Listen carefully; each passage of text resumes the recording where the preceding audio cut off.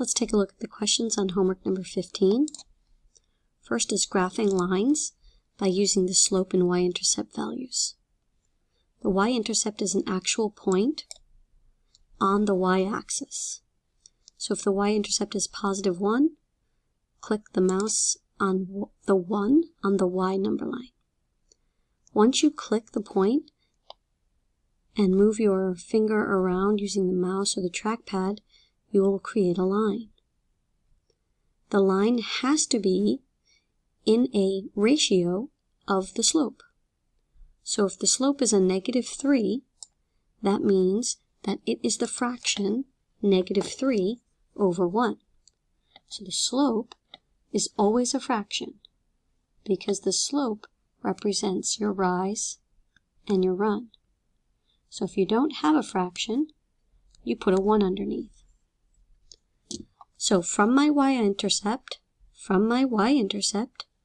I will now count boxes of 3 down and 1 over. So a rise of -3 means go down 3 units, 1, 2, 3, and over +1 to the right. That's it. You start at your y-intercept and you follow the boxes that count the slope. Let's do another one. The slope is -2, but the starting point is the y-intercept. The starting point is +2. Now remember, slope has to be a fraction, so if there's no denominator, you put a 1. So starting from my y-intercept, I count down 2 and over 1. Click on that point. Down 2 and over 1. Let's do one more. You always start at your y-intercept and you follow the directions of the slope. If the slope is not a fraction, you put a 1 underneath. So the y-intercept is -5 and the slope is +3 or up 3. 1, 2, 3 up and 1 to the right. Click. One more time. The y-intercept is the bottom number this time. The y-intercept is -1 and the slope was 4. That's a +4. 1, 2, 3, 4 up, 1 over. Let's try the next one, graphing lines from equations. So now, instead of me telling you which number is the slope number, you need to understand that the slope number is the coefficient of x. The constant is your y-intercept.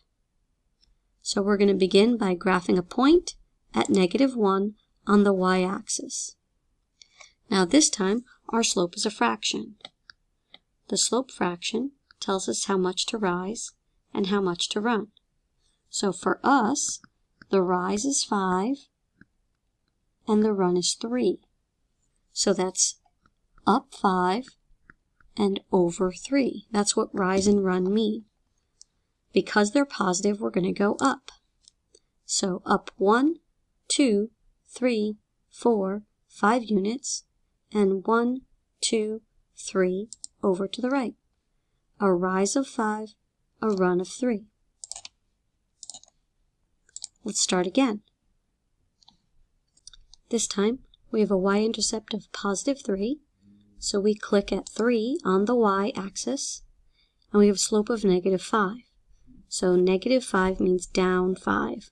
1, 2, 3, 4, 5.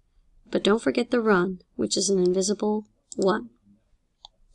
All right, let's take a look at one more. This one has a y-intercept of 4. So the y-intercept is +4. And the slope, remember, is the coefficient of x.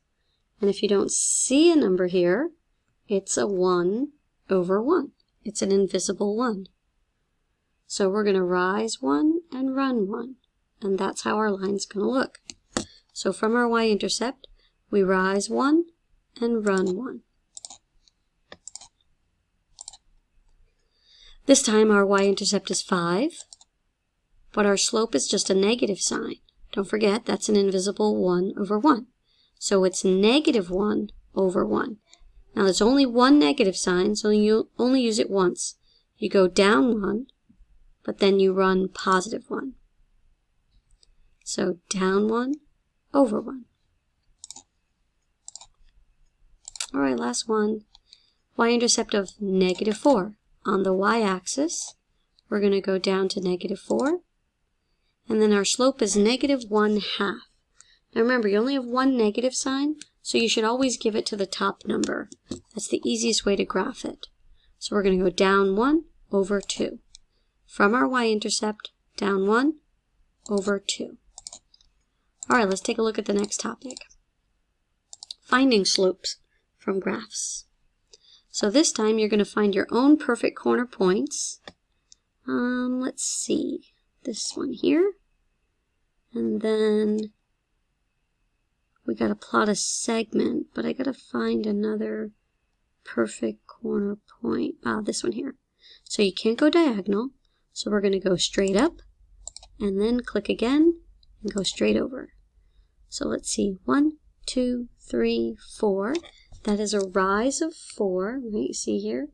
1, 2, 3, 4. And a run of 1, 2, 3, 4, 5. So rise over run. So 4 over 5 will be our slope. Let's try this one more time. Again, let's click on a perfect corner point. And then I see another one here. So I'm going to go up 1, and then over 1, 2, 3, 4. A rise of 1 over 4. Let's see here. I'm going to choose this point and this one. So I'm going to go up 1, 2, 3, 4, 5, and then over 3. Up 5, over 3. Let's count this one last time. This one is going downhill. Downhill means we're going to have a negative answer, right? So I'm going to go down 1, 2, 3, over 1, 2, 3, 4, 5. So that's negative 3 and over 5.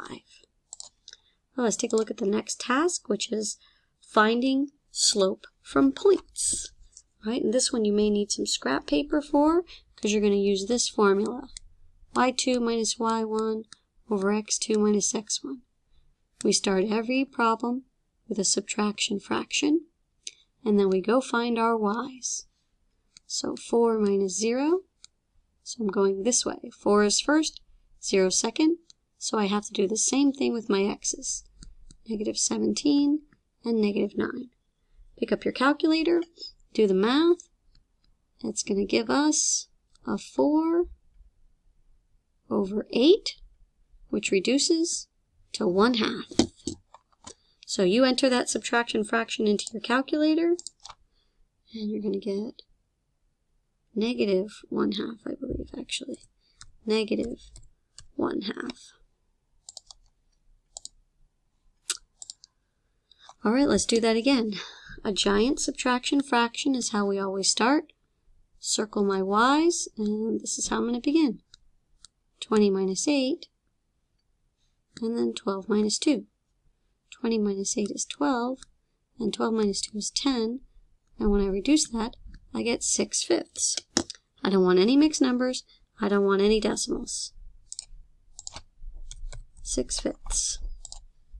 Let's try this one last time. All right, let's take a look here. Giant subtraction fraction, circle our y's, 6 minus 6, circle write our x's, 6 minus 10, that gives us 0 over negative 4. And when you have a 0 in your fraction, you either have an answer of 0 or undefined. So undefined is when there's a 0 in the denominator, and if you can't remember that, just use your calculator to reduce it for you. But you can never divide by 0. All right, next topic is writing equations of lines. So they give you the graph, and what you're going to do is identify the y-intercept, and then you're going to count the slope. Remember, the y-intercept is where you touch the y-axis. So our sentence is going to start with a 5, because that's our y-intercept. And what we're going to do, once we have that 5, is then we're going to find our way to another perfect corner point. So we're going to count that slope. 1, 2, 3, 4, 5. 1, 2, 3, 4, 5, 6, 7. So our rise is 5, our run is 7. And since we went up, we're going to put a plus sign here. We're going to go up 5 and over 7, and then we need an x, because that's our slope. That's all you have to do to write the equation. Start with your y-intercept. That's the first number. Then your slope is the second number. So we're going to write y equals 5 plus 5/7. Then we're going to arrow over and put an x on the side.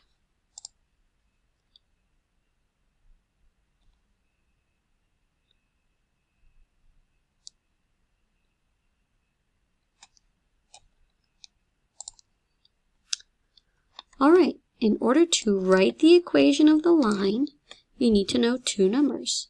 You need to know your y-intercept number, and you need to know your slope. And once you know those two numbers, you can write your equation. So for us, our y-intercept number is -3. And that's how we're going to start our sentence. And from there, we're going to count our slope. Let's see. Well, from any 2 points, you can count the slope. So I'll do here because my big blue circle is kind of blocking the way. So 1, 2, 3, 4 is our rise, and 1, 2, 3 is our run. So you have two options here of how you want to write your sentence. I find it easiest just to start with the y-intercept, because that was the first number I found. The y-intercept is -3. The slope is positive 4/3. Now the slope gets the x. You could also write your answer in this order. But since the y-intercept is so easy to find, I like to write my answer with that number first. So y equals -3 plus, what was it again? 1, 2, 3, 4/3 x. Don't forget the x on the side. Okay, let's try another one. Again, you're always going to start with your y-intercept. Oh, this one happens to be -3 again. Y equals -3. That's how we start. Now let's count the rise and the run. 1, 2, 3, 4 up, and 1 over. So we need a plus and a 4. Now because it's 1 over, I don't need to write it, but I could write that, but that's not simplest form. So I'm going to leave it like that. One more time. This time my y-intercept is -8. So I start my equation, y equals -8. Now I've got to count between 2 points. So I'm going to go up here because it's just easy for me to count here. Down 1, down 2, down 3, down 4, down 5, down 6 over 1. So since I went down, I need a negative. That's -6 over 1. Now you don't need a 1 in the denominator, so I'm going to leave it off. Okay, one last time. My y-intercept is 6, so I start my equation y equals 6. And now I'm going to go down 1, 2, 3, 4, 5, and over 6. So because I went down, I need a negative. I went down 5, and I run over 6. Don't forget to put an x on the side. Alright, last few sections here. Solving two-step equations with decimals. So you're definitely going to want a calculator for this one. Alright, let's take a quick screenshot of what we're doing. We're solving for a in this equation. And when you solve for a, you're going to get rid of this constant first. So I'm going to add 2.4 and rewrite my sentence. use my calculator. -7 plus 2.4 is -4.6. And now the opposite of divide is multiply. I like to use parentheses to show that. Now I'm going to use my calculator again. -4.6 times 0.5 is -2.3. So I'm going to type that in the answer box. And let's try another problem. This time we're going to solve for the letter y. So I'm going to do the same math here. I'm going to get rid of my constant first. So I'm going to add 0.9. I'm going to use my calculator to do that. -13.77 plus 0.9 is -12.87. I'm going to divide both sides by -3.3. I'm going to use my calculator. Now, I already have the number there as my previous answer. So as soon as I press the divide button, it's going to say, hey, take your previous answer and divide it by -3.3. So it's kind of a shortcut. So 3.9.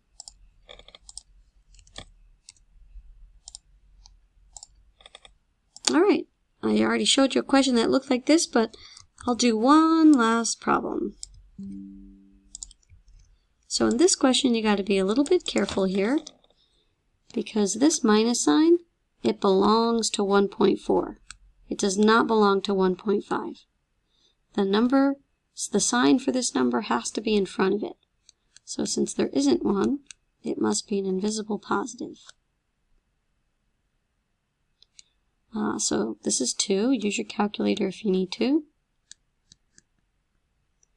And this minus sign is going to go with the 1.4.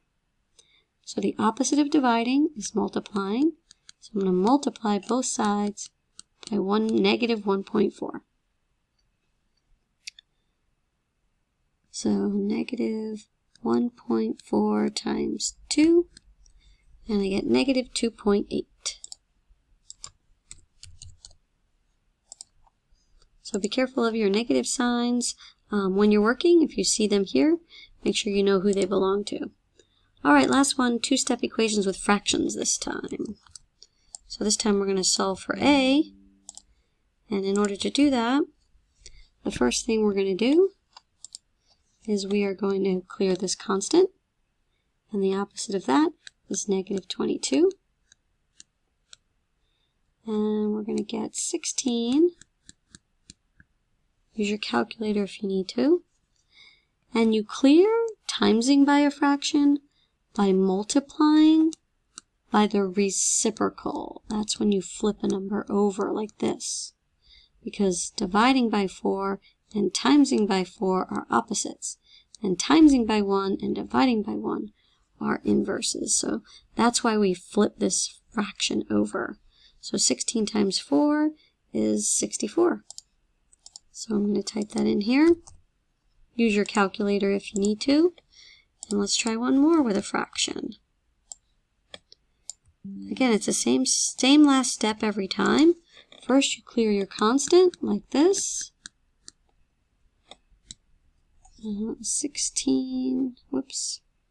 44 minus 16.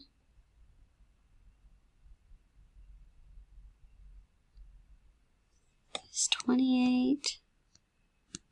And then how do you clear a coefficient that's a fraction? You multiply by the reciprocal. And you don't need to multiply by the reciprocal. The calculator can multiply by the reciprocal. So we're going to type a 28. Then we're going to press a times sign. Then we're going to use your fraction button. Your calculator might look a little different than mine, but you know where the fraction button is. Mine happens to be located here. But once that fraction appears, you type a 12 in the numerator and a 7 in the denominator. And you're all set. The answer is 48. All right, good luck with your homework.